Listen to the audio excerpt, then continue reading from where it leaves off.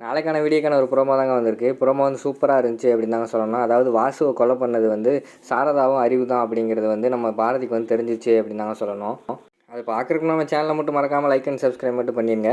First எடுத்தோடனே police ஸ்டேஷனுக்கெல்லாம் case போயிடுச்சுல, அதை வந்து அறிவு வந்து சாரதா கிட்ட சொன்னோடனே சாரதா வந்து அறிவு கிட்ட சொல்கிறாங்க, இதை வந்து எப்படியாவது இதை வந்து மாற்றணும், இது வந்து ஆதிக்கு தெரியக்கூடாது, தெரிஞ்சால் வந்து நான் வந்து உங்கள் குழந்தையே இல்லைன்னு சொல்லிட்டு போயிடுவான், அவன் வந்து என்னை விட்டு போகக்கூடாது அப்படிங்கிற மாதிரி சொல்லிகிட்டு இருக்காங்க. அக்கா இதுக்கெல்லாம் ஒரே வழி தான்க்கா இருக்குது அப்படிங்கிற மாதிரி அறிவு சொல்கிறாங்க. என்ன வழி சொல்லு அறிவு, என்ன செய்யலாம் அப்படிங்கிற மாதிரி கேட்காங்க. இதுக்கு ஒரே வழி என்னடானா பாரதி வந்து உயிரோடு இருக்கக்கூடாது, பேசாமல் பாரதியை வந்து கொன்றுவோம் அப்படிங்கிற மாதிரி வந்து நம்ம அறிவு சொல்கிறாரு. அதை கேட்டவொடனேயும் சாரதாமாவுக்கு வந்து பயங்கரமான கோவம் வந்துடுது. அறிவு அப்படின்னு சொல்லிட்டு கூப்பிட்றாங்க. அறிவு வந்து இங்கிட்டு திரும்புறாரு. கன்னத்தில் வந்து பலார்னு ஒரு அரைஞ்சிடுறாங்க.